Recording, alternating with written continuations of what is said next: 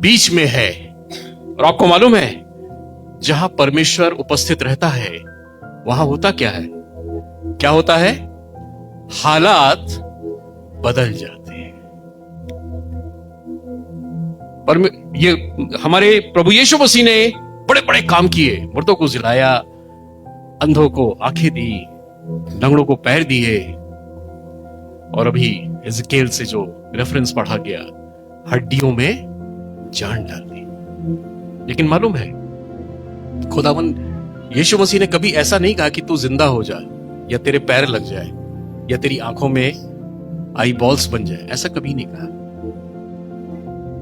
बल्कि जहां खुदावन यीशु मसीह उपस्थित थे वहां यह सब हो गया। उसकी उपस्थिति में ये चीजें, ये मिरेकल्स हो गई। उसने मुर्दे से कभी नहीं कहा कि तू जिंदा हो जा, बल्कि उसको आवाज दी, लाजर लाजर। लड़की से कहा, उठ, तू सो रही है। लंगड़े से कहा, जो पैरालाइज था, उठ, अपनी खाट उठा के चल। और फिर कभी नहीं कहा कि तेरे पैर लग जाए। उसकी उपस्थिति में चीजें हो गई। खुदावन यीशु मसीह का, हमारे प्रभु की प्रेजेंस हमारे बीच में है। आप यकीन करते हैं हालात बदल जाएंगे। चाहे कितने भी बोझ से आप क्यों ना आए हो, कितनी भी दिक्कतों से क्यों ना आए हो, कितनी भी शारीरिक प्रॉब्लम्स से क्यों ना आए हो, कितनी भी कड़वाहट से क्यों ना आए हो, आज हालात आज के दिन के लिए, आज के खूबसूरत दिन के लिए, आज आपको मालूम है, आज का दिन बड़ा मुकद्दस और मुबारक है। आज का बहुत एक विशेष दिन है। आपको मालूम है आज कौन सा विशेष दिन है? कोई बताएगा? आज के दिन की अहमियत क्या है? Yes, praise the Lord. ये तो सबसे बड़ी बरकत है हमारे लिए। लेकिन अगर हम अपने खुदावन यीशु मसीह के हिसाब से देखें तो this is the first Sunday of Advent. प्रभु के आगमन का ये पहला इतवार है। प्रभु के आगमन का ये पहला इतवार है। This is the first Sunday के आगमन को अपने स्थान दीजिए, उसको अपने आंगनों में स्थान दीजिए, उसको अपने मन में स्थान दीजिए। और खुदावन का वचन आज यही बात करने हमसे और आपसे आया है कि प्रभु के आगमन को हम किस तरह अपनी जिंदगी में महसूस करने पाते हैं। और जब हम उसको महसूस करते हैं, when we feel the holy presence of our holy Lord, तो क्या होता है? हालात। आइए खुदावन के कलाम की ओर चलें। खुदावन का कलाम जो आज लिया गया है वो लूका रचित सुसमाचार से लिया गया है। और मैं रिक्वेस्ट करूंगा सबसे कि प्लीज सुसमाचार के आदर में खड़े हो जाएं। लूका, पवित्र लूका रचित सुसमाचार, उसका 7वां अध्याय और पद 36 से 50 तक। पवित्र लूका रचित सुसमाचार, उसका 7वां अध्याय और पद 36 से 50 तक। खुदावन का जिंदा कलाम यहां पे यूं फरमाता है। फिर किसी फरीसी ने उससे विनती की कि वह उसके साथ भोजन करे। अतः वह उस फरीसी के घर में जाकर भोजन करने बैठा। उस नगर की एक पापनी स्त्री यह जानकर कि वह फरीसी के घर में भोजन करने बैठा है, संगमरमर के पात्र में इत्र लाई और उसके पांवों के पास पीछे खड़ी होकर रोती हुई उसके पांवों को आंसुओं से भिगोने और उसके सर के बालों से पोंछने लगी और उसके पांव बार बार चूमकर उस पर इत्र मला। यह देखकर वह फरीसी जिसने उसे बुलाया था अपने मन में सोचने लगा, यदि वह भविष्य वक्ता होता तो जान जाता कि यह जो उसे छू रही है वह कौन और कैसी स्त्री है, क्योंकि वह तो पापनी है। यीशु ने उसके उत्तर में कहा, हे शमौन, मुझे तुझसे कुछ कहना है। वह बोला, हे गुरु, कह। किसी महाजन के 2 देनदार थे, एक 500 और दूसरा 50 दिनार का देनदार था। जब उसके पास पटाने को कुछ न रहा तो उसने दोनों को क्षमा कर दिया। इसलिए उनमें से कौन उससे अधिक प्रेम रखेगा? शमौन ने उत्तर दिया, मेरी समझ से वह जिसका उसने अधिक छोड़ दिया। उसने उससे कहा, तूने ठीक विचार किया है।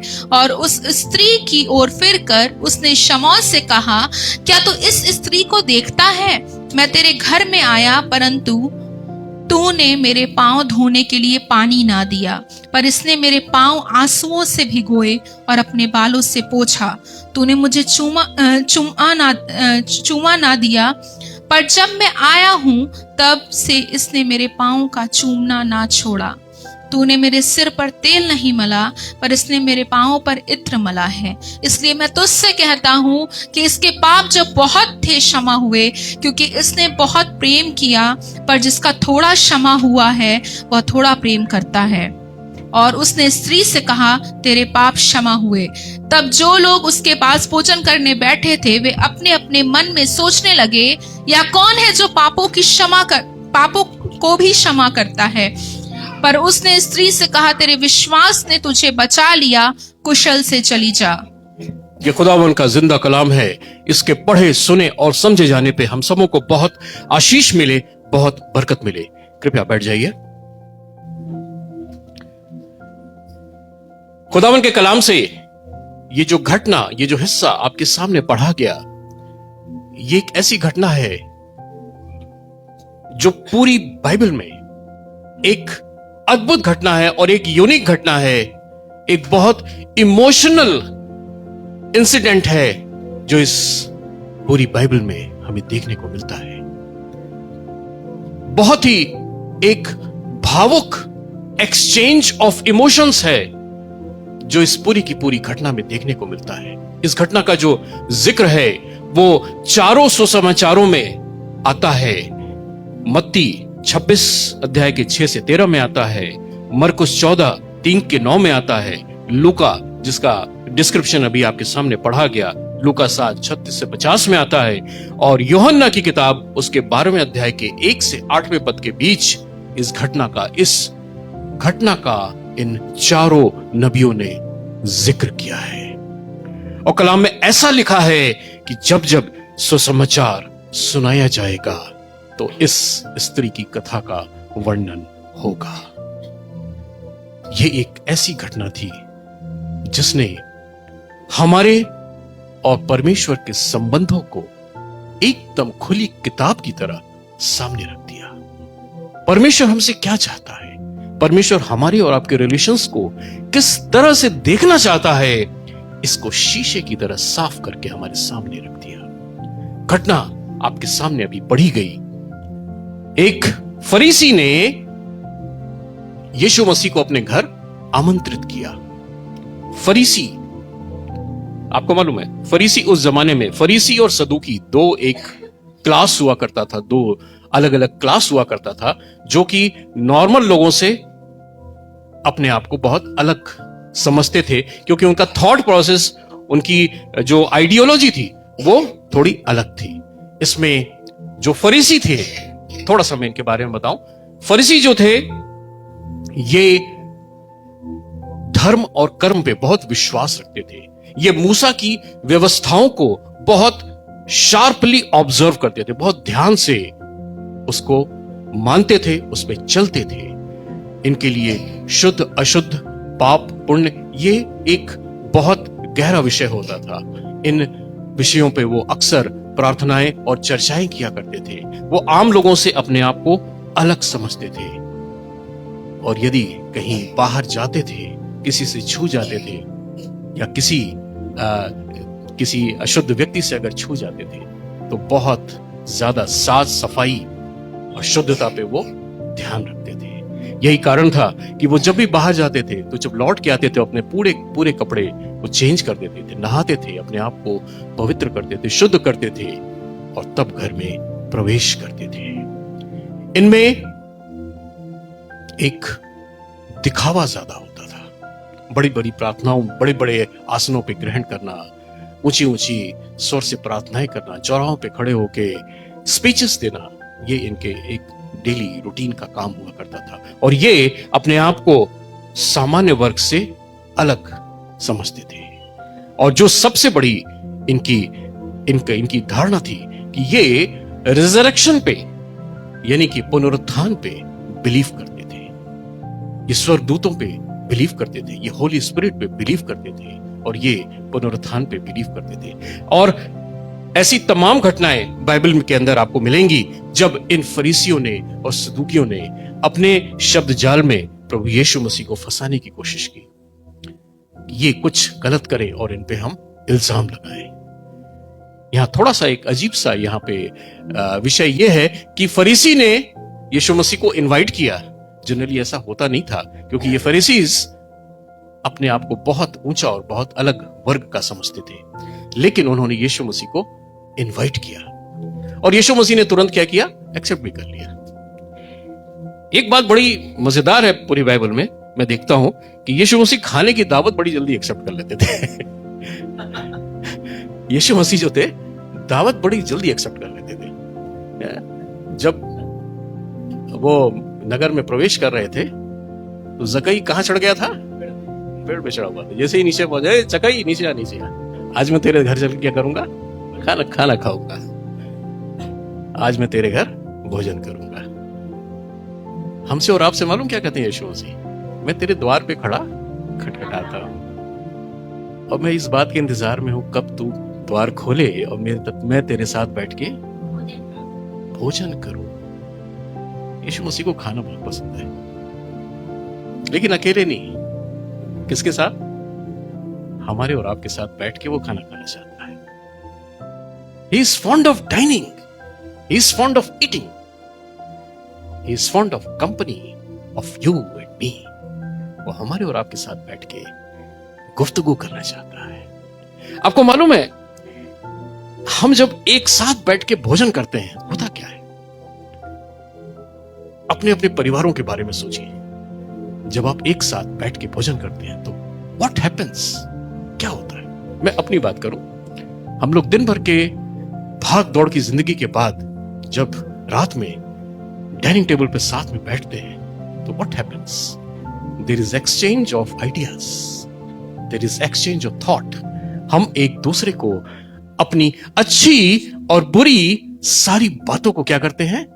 एक्सचेंज करते हैं, शेयर करते हैं, एक दूसरे को बताते हैं, प्रॉब्लम्स को बताते हैं, खुशी को बताते हैं, जॉय को बताते हैं, और कुछ मस्ती भरी बातें भी होती हैं। ऐसा क्यों होता है?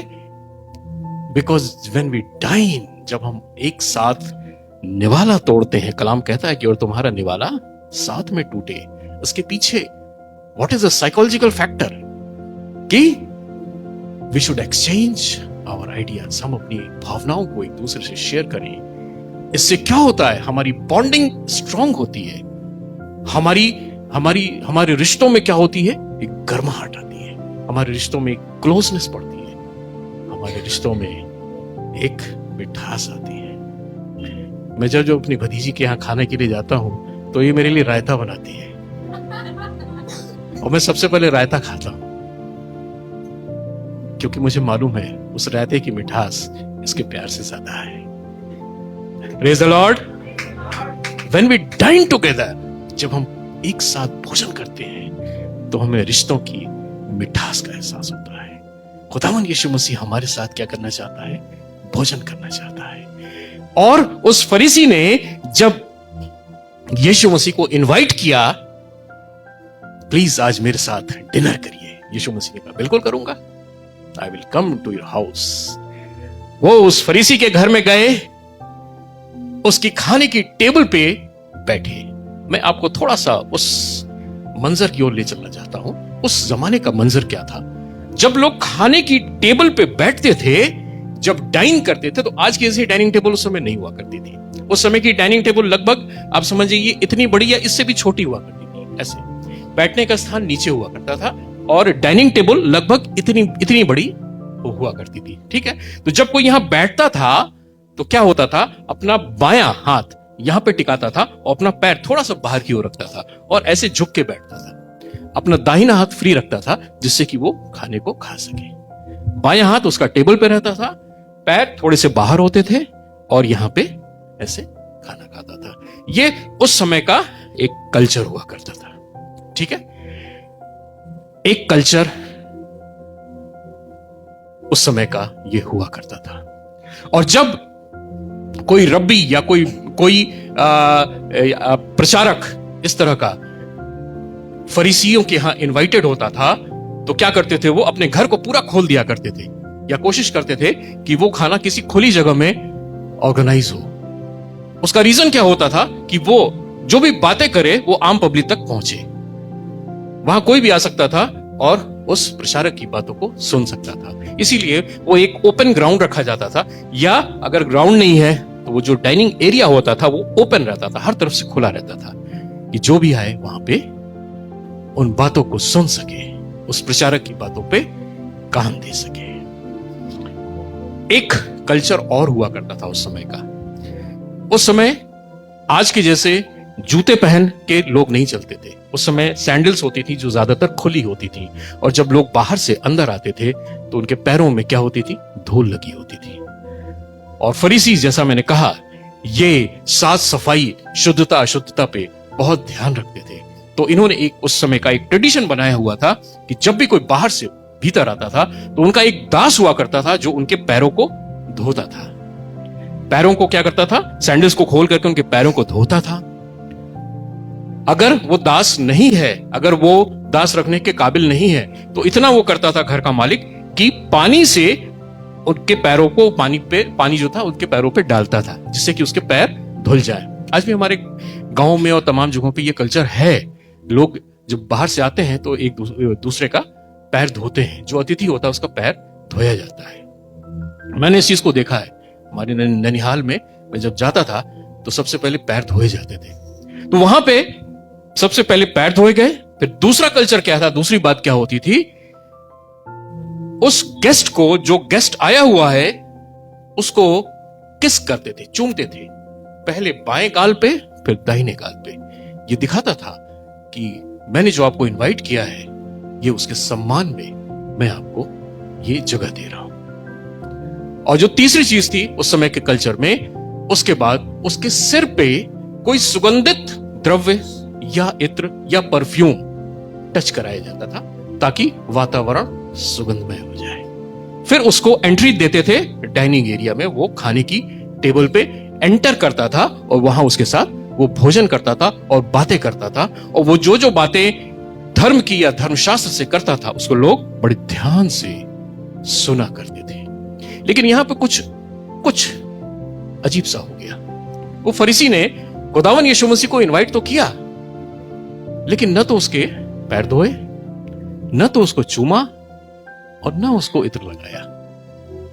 सिंपली बोला, मेरी मेज पे आ जा। उस फरीसी का नाम साइमन था, शिमोन जिसको लिखा हुआ है।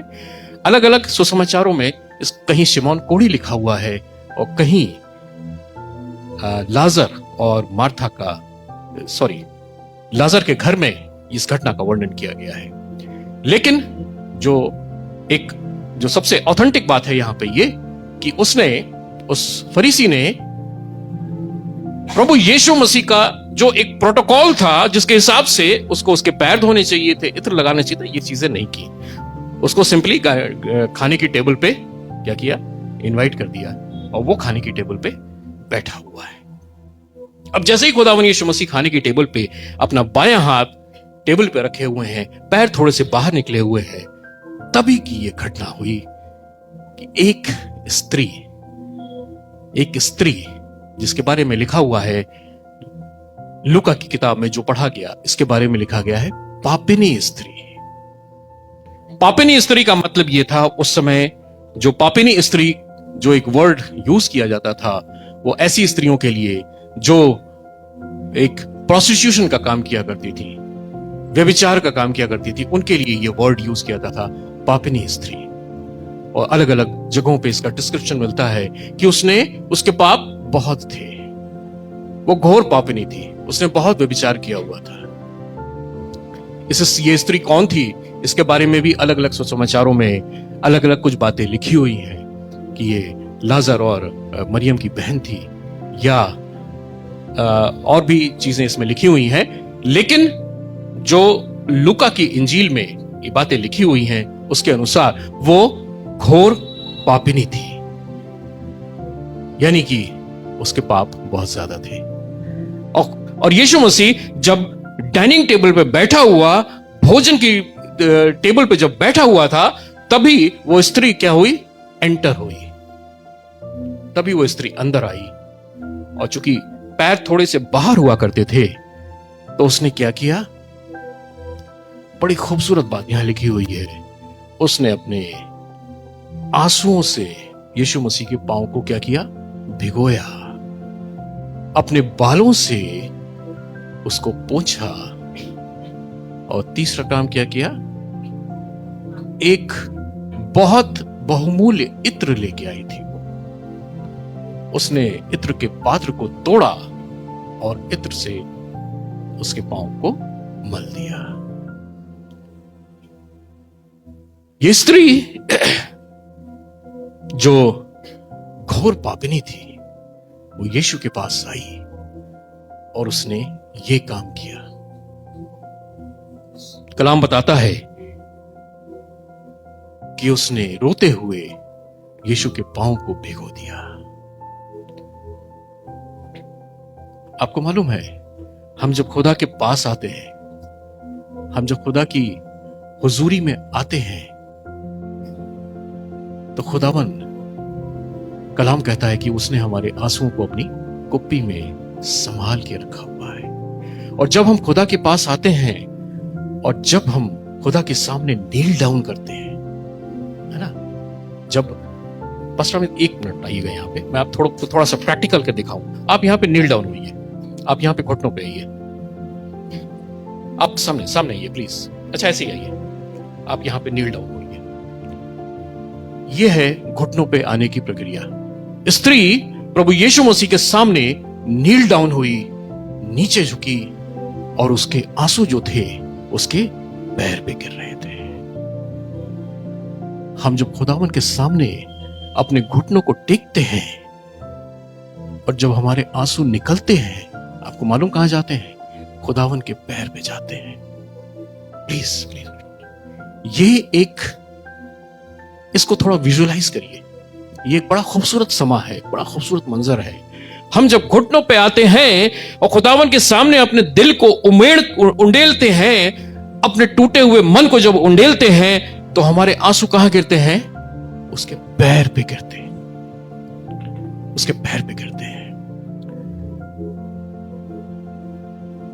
दिनाकरन जी से किसी ने पूछा कि आपको इतनी सामर्थ और इतनी शक्ति प्रभु से कैसे मिलती है? How do you get strength from our lord? उन्होंने कुछ कहा नहीं, बस खाली अपने घुटने दिखा दिए। उनके घुटने एकदम काले पड़े हुए थे। क्यों? क्योंकि खुदावन की हुजूरी में वो घुटनों पे बैठ के उसके कदमों पे घंटों बिताया करते थे। और यही उनकी सामर्थ और यही उनकी बरकत का सबसे बड़ा कारण था। आज थर्सडे के दिन हमारे बीच में बहुत से लोग घुटनों पे बैठ के आंसुओं के साथ खुदावन की हुजूरी में अपने आंसुओं को बहाते हैं, खुदावन की हुजूरी में अपने मनों को उंडेलते हैं, और खुदावन उनकी दुआओं को, उनकी प्रार्थनाओं को सुनता है, जवाब देता है। हालेलुया। इस बात को मैं कहूंगा नहीं, इस बात के आप जिंदा गवाह हैं। हालात बदल जाते हैं। खुदावन अपनी प्रेजेंस से हालात को बदल देता है। ये लेडी, ये स्त्री एंटर हुई, इसने आंसुओं से खुदावन के पैरों को भिगोया और अपने बालों से पोंछा और सुगंधित इत्र को खुदावन के पैर पे उंडेल दिया। ये इतनी खूबसूरत घटना है जिसका वर्णन पूरी बाइबल में कहीं देखने को नहीं मिलेगा। इतनी खूबसूरत एक इमोशनल इंसिडेंट है ये, जो पूरी बाइबल में कहीं देखने को नहीं मिलता है। ये स्त्री ने अपने आंसुओं से उसके पांव को धोया और अपने बालों से उसको क्या किया? पोंछा। बाल मालूम है आपको, शरीर का सबसे टॉप पोर्शन होता है, ठीक है। सबसे इंपॉर्टेंट अंग क्या है? हमारा सिर, इसके ऊपर बाल, यानी हमारे शरीर का जो सबसे टॉप मोस्ट पोर्शन है वो क्या है? हमारे बाल है। जब हम प्रभु के सामने घुटने टेकते हैं, सिर को झुकाते हैं, यानी कि हम अपनी सबसे ऊंची चीज को प्रभु के सामने सबसे नीचा कर देते हैं। हम अपनी हाईएस्ट चीजों को परमेश्वर के आगे सबसे नीचे कर दे रहे हैं। हम अपने ईगो को, अपनी पावर को, अपने गुरूर को परमेश्वर के सामने नतमस्तक कर रहे हैं। परमेश्वर ये चाहता है कि तुम दीन बनो। परमेश्वर ने अपने आप को दीन किया, इसलिए वो चाहता है कि हम और आप दीन बने। कितना दीन किया? कि अपने दास के पैरों को उसने धोया। मालिक होकर, सारी सृष्टि का मालिक होकर भी उसने अपने चेलों के पैरों को धोया। इतना दीन किया, और खुदावन यही चाहता कि हम भी इतने दीन बने। अपने गुरूर को, अपने जो भी हमारे पास धन दौलत शोहरत ऐश्वर्य जो भी है, हम उसको प्रभु से ऊपर कभी ना आने की कोशिश करें। सब कुछ जो हमारे पास है, सब कुछ जो दिया हुआ है, यह हमारे खुदावन का दिया हुआ है, और खुदावन से बड़ा ये कभी नहीं हो सकता। लेकिन बहुत से लोगों को ये गुरूर हो जाता है। अरे क्या होगा आज चर्च जाकर के? आज हमारे बिजनेस की ये इंपॉर्टेंट मीटिंग है, हमारे बिजनेस का ये इंपॉर्टेंट काम है। अभी शायद 2-2.5 महीने पहले की बात है, मैं यहाँ पे चर्च में बैठा हुआ था, मेरे ऑफिस से फोन आए जा रहे थे। सब इमरजेंसी वाज देयर, कुछ बोनस का मैटर था। गवर्नमेंट ने बोनस डिक्लेयर किया था और 24 घंटे के अंदर वो रिलीज होकर के लोगों के अकाउंट में पहुंच जाना था। और चूंकि ये सारी चीजें हमारे थ्रू होके जाती हैं, इसलिए वो संडे को बहुत इंपॉर्टेंट था मेरा पहुंचना। और मेरे ऑफिसर्स के फोन पे फोन आए जा रहे थे, लगातार फोन आए जा रहे थे। मैंने देखा उनका फोन आ रहा है। मैं 2 मिनट के लिए बाहर गया। मैंने उनसे कहा कि मैं चर्च में हूं, और जब तक चर्च ओवर नहीं हो जाएगा, मुझे एक्सपेक्ट मत करिए कि मैं आपके किसी कॉल का जवाब दूं या वापस आऊं। खुदावन हमारे बीच में जब उपस्थित है, तो दुनिया की सारी बातें क्या हैं? जीरो हैं। हमारा काम, हमारे कोई भी इंपॉर्टेंट इश्यूज क्यों ना हो, वो सब क्या है? जीरो हैं उसके आगे। जब हम खुदाम की हुजूरी में बैठते हैं, तो हमारी जो सबसे हाईएस्ट चीज होती है, वो बॉटम मोस्ट हो जाती है, वो सबसे निचली हो जाती है। और खुदावन हमसे और आपसे क्या चाहता है? यही चाहता है। वो स्त्री अपने बालों से खुदावन के पैर को पोंछ रही थी। आपको मालूम है, जब वो उसके पैरों को पोंछ रही थी, तो क्या हुआ होगा? खुदावन के पैर की जो धूल है ना, वो उसके बालों से लेती हुई उसके सिर पे आ गई। खुदावन के पैर की धूल को उसने अपने सिर पे रख लिया। खुदावन के पैर की धूल को उसने अपने सिर पे रख लिया। क्या बात है, क्या खूबसूरत जमा है। खुदावन के पैर की धूल भी अगर हमारे सिर पे आ जाए तो क्या होगा? हमारा जीवन क्या हो जाएगा? सब। Praise the Lord, hallelujah. खुदावन की हर बात में जलाल है। उसके चलने फिरने, उठने बैठने, उसके थूकने में जलाल है। उसके पैर की धूल में जलाल है। मैं ईमान रखता हूं, खुदावन, हमारा खुदावन जिस रास्ते से निकलता होगा, उसके जाने के घंटों बाद या दिनों के बाद भी यदि कोई अंधा, लंगड़ा, लूला या लाचार अगर उस रास्ते से प्रभु के पद चिन्हों पे होता हुआ अगर जा रहा होगा, तो जाते ही जाते ठीक हो जाता होगा। हालेलुया। क्यों? क्योंकि खुदावन की उपस्थिति में हालात बदल जाते हैं। Everything changes when your God is presence present over here. उस स्त्री ने अपने बालों से क्या किया? खुदावन के पैरों को पोंछा। और उसके बाद क्या किया? इत्र, जो बहुत महंगा था, जैसे स्क्रिप्चर्स बताते हैं, it was very costly, it was very costly. वो लगातार रोए जा रही थी। और एक रोने के बारे में एक बड़ी खूबसूरत बात मैं पढ़ रहा था, मैं उसको लेता आया आपको शेयर करने के लिए। एक बहुत बड़े फिलोसोफर हुए हैं, उन्होंने रोने के बारे में एक बड़ी खूबसूरत बात लिखी हुई है। Crying is a social trigger for empathy, a communication system of signals to others. I need your help and support. जब इमोशनल टीयर्स निकलते हैं तो वो इस बात को बताते हैं, इस बात का द्योतक होते हैं, आई need your help and support. जब इमोशनल टीयर्स कई तरह के होते हैं, मैं इस पे चर्चा नहीं करूंगा, 7-8 तरह के आंसू निकलते हैं हमारी शरीर से, लेकिन यहां पे जो आंसू निकल रहे थे वो क्या थे? इमोशनल टीयर्स थे, भावनात्मक आंसू थे। और जब ये निकलता है तो इसका मतलब ये होता है, आई need your help and support. खुदावन से वो स्त्री अपने आंसुओं के द्वारा बात कर रही थी, आई need your help and support. और उसके बाद उसने क्या किया? इत्र को खुदावन के, हमारे खुदावन यीशु मसीह के पांव पे मल दिया। वो इत्र उस समय 200 दीनार का था, जैसा स्क्रिप्चर्स में लिखा हुआ है, पवित्र शास्त्र में लिखा हुआ है। वो इत्र उस समय क्या था? 200 दीनार का था। चेले कुड़कुड़ाने लगे, लोग जो खड़े थे कुड़कुड़ाने लगे, ये क्या किया? इतना महंगा इत्र तोड़ के वेस्ट कर दिया। लूका में लिखा हुआ है यहूदा इस्करियोती के बारे में।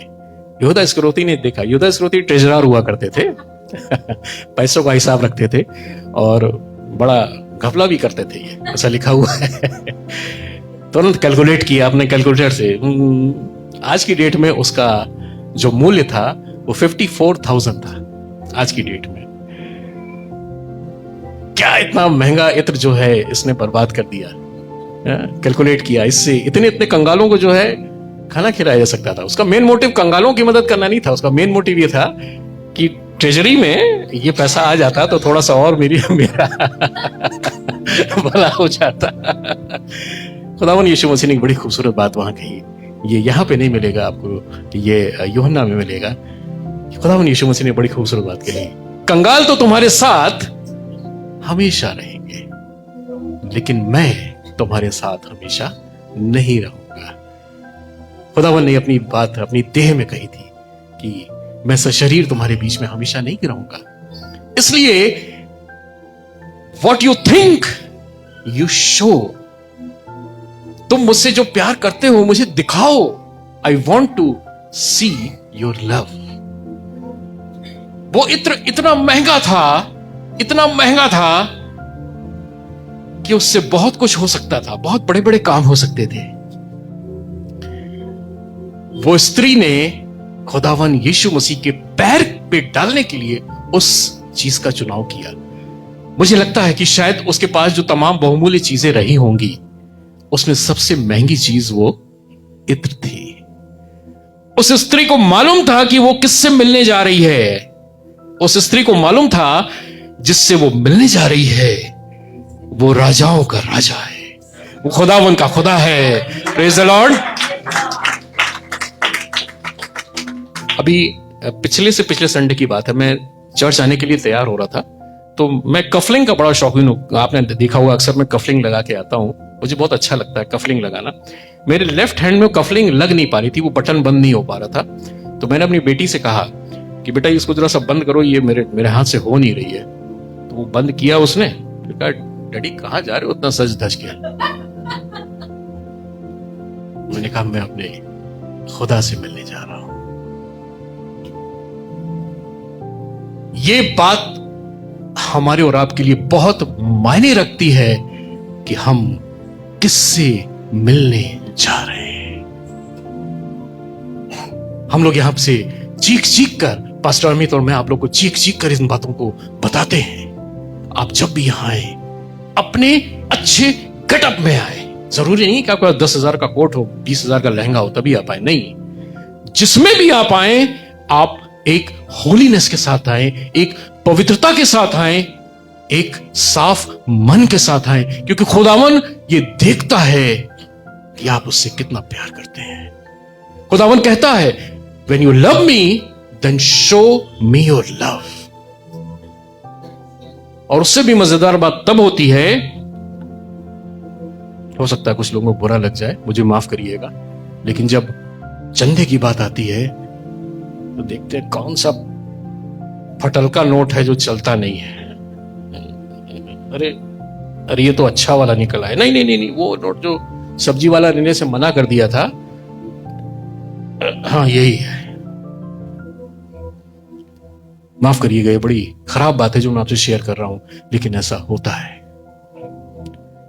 मैं ऐसा इसलिए नहीं कर रहा हूं कि आपके उस 10 रुपए के नोट से बहुत कुछ बन जाएगा या बिगड़ जाएगा। ये आपके और खुदावन के संबंधों को खराब करता है। अभी अमित भाई कह रहे थे, अगर आप किसी मुख्यमंत्री के बुलावे पे जाएं, उसकी बेटी की शादी हो, मान लीजिए उसने बुलाया हुआ है, क्या 10 रुपए का नोट लेके जाएंगे? अच्छी से अच्छी चीज ले जाने की कोशिश करेंगे, उसके लेवल की चीज ले जाने की कोशिश करेंगे, उसके स्तर की चीज ले जाने की कोशिश करेंगे। और यहां जो खुदावन बादशाहों का बादशाह है, राजाओं का राजा है, जब हम उसकी दावत में आते हैं तो क्या लेके आते हैं, क्या देते हैं? जब जब सुसमाचार की कथा सुनाई जाएगी तो उस विधवा की उस 2 दमड़ी का जरूर जिक्र होगा, क्योंकि यह दान उसके लिए सबसे बड़ा था। हालेलुया। खुदावन हमारे मनों को देखता है, खुदावन हमारे मनों को जांचता है।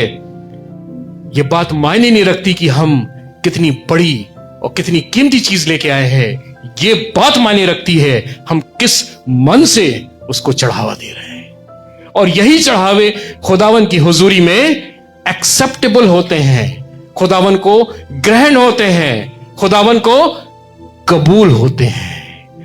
वो स्त्री अपने सबसे बहुमूल्य चीज लेके आई थी और उसने खुदावन के पैर पे तोड़ा और उसको मल दिया। तमाम लोग कुड़कुड़ाए, इससे ये हो सकता था, वो नो, उसने कहा नो, ये इसकी जगह जहां थी ये वही है।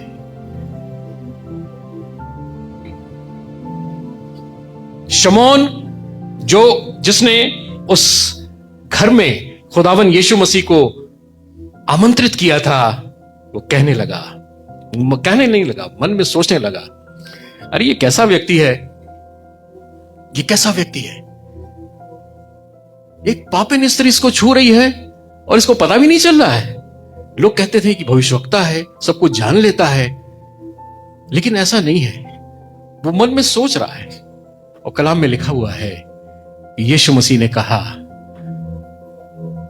शमौन तू जो सोच रहा है ऐसा नहीं है। खुदावन यीशु मसीह ने उसकी बात जान ली। क्या कहा? उसको दृष्टांत में बात की।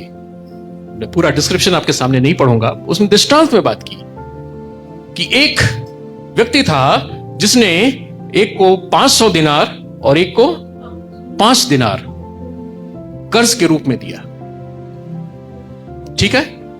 और बाद में उसने कहा कि जो मैंने कर्जा तुम दोनों को दिया था वो क्या हुआ, माफ कर दिया। तो बताइए इनमें से खुश कौन हो ज्यादा होगा? जिसके ज्यादा कर्जे थे वो ज्यादा खुश होगा, जिसका कम कर्जा था वो कम खुश होगा। खुदावन यीशु मसीह ने यह बात उसको, शमौन को, फरीसी को दृष्टांत में बताई। इस स्त्री के पाप ज्यादा थे इसलिए वो ज्यादा खुश है और वो लगातार मेरे पैरों को चूमे जा रही है, लगातार।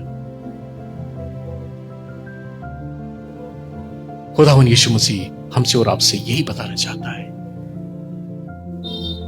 जिसके पाप ज्यादा क्षमा हुए हैं वो खुदावन के ज्यादा करीब है, खुदावन के ज्यादा करीब है, वो खुदावन के ज्यादा पास है।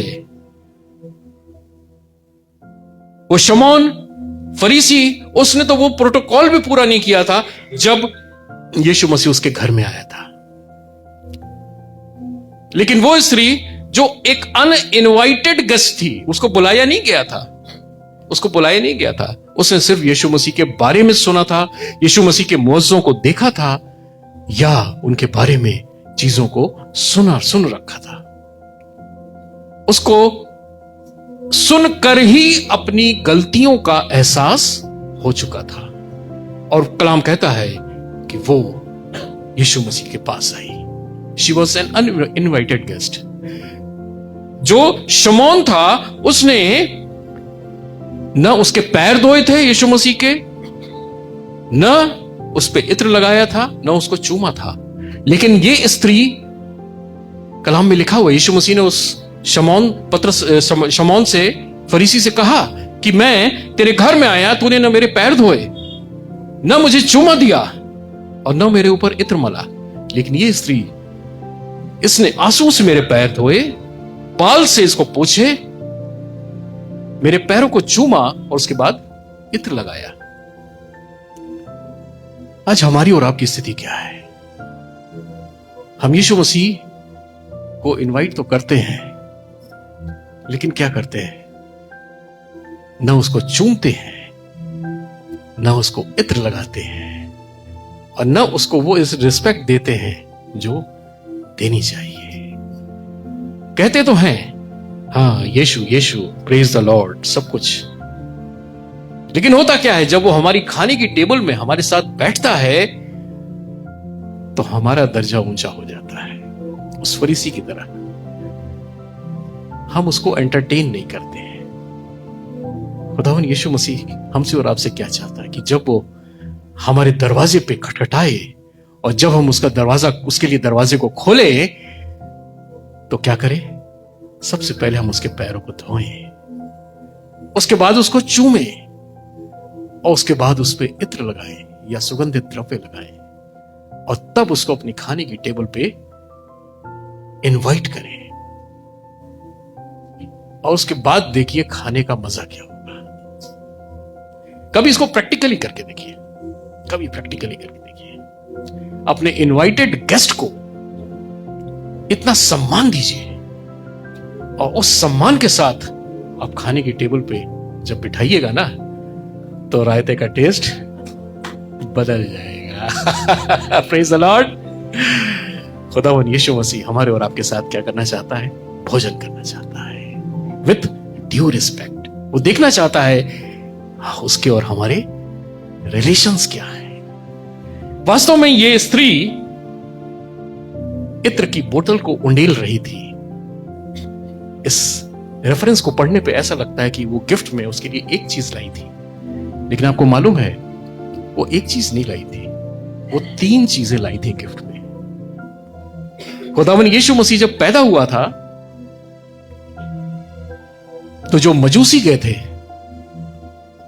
आगमन का इतवार है, इस पे थोड़ी सी हम इधर बात करते हैं कि जब वो पैदा हुआ था तो 3 मजूसी गए थे, तो क्या लेके गए थे? सोना, मुर और लोबान। ये 3 गिफ्ट्स थे जो उसके लिए मजूसियों के द्वारा ले जाए गए थे। और जब ये स्त्री खुदावन के पास आई तो ये भी 3 गिफ्ट लेके आई थी। आपको मालूम है, पहली गिफ्ट थी इसके आंसू। ये इसकी सबसे प्रेशियस चीज थी, सबसे कीमती चीज थी जो उसके मन से निकल रही थी। दूसरी चीज थी उसका वो चुंबन जो उसके पैरों पे वो लगातार कर रही थी। वो चुंबन कर रही थी और उसके मन से प्रार्थनाएं निकल रही थी। और ये प्रार्थनाएं, कलाम कहता है, तेरी वेदी पे सुगंधित बलिदान ठहरे। इट वॉज अ परफ्यूम्ड इनसेंस जो उसकी वेदी पे सुगंधित बलिदान ठहर रही थी। और तीसरी चीज थी इत्र, जो खुदावन की मृत्यु और उसके रिजर्वेशन को दर्शाती थी। ये 3 चीजें वो स्त्री खुदावन यीशु मसीह के हुजूर अर्पण कर रही थी। उसने उन सारी व्यवस्था की बातों को उस एक छोटे से लम्हे में पूरा कर दिया। और मजे की बात यह है कि उस स्त्री ने कुछ कहा ही नहीं। इस पूरी रेफरेंस को आप पढ़ेंगे तो उस स्त्री ने कुछ नहीं कहा। कलाम में लिखा हुआ, इसको ध्यान से पढ़िएगा। वो आई, सिर्फ रोती रही, सिर्फ रोती रही। उसने बालों से खुदावन के पैरों को पूछा, उसने इत्र से उसके पांव मले। शमौन के मन में क्या चल रहा था खुदावन ने जान लिया। हम जब खुदावन की हुजूरी में अपने घुटनों को टेकते हैं, अपने आंसुओं को गिराते हैं, तो हमें कुछ कहने की जरूरत नहीं पड़ती है। हमें कुछ कहने की जरूरत नहीं पड़ती है। हमारे आंसू जो हैं खुदावन की हुजूरी में सब कुछ कह देते हैं और हालात बदल जाते हैं। आमीन। हन्ना जब परमेश्वर के मंदिर में थी, सिर्फ रो रही थी। She was continuously weeping. उसके मुंह से क्या निकल रहा है ये किसी को सुनाई भी नहीं दे रहा था, बस होंठ उसके मूव कर रहे थे। She was continuously weeping, continuously she was weeping. Eli ने कहा, क्या सुबह सुबह तूने मदिरा भी रखी है? लेकिन वो जानती थी वो क्या कर रही है। उसके आंसू खुदावन के हुजूरी में सर्वोत्तम बलिदान ठहर रहे थे और उस बलिदान का उसको सिला शामुएल के रूप में मिला।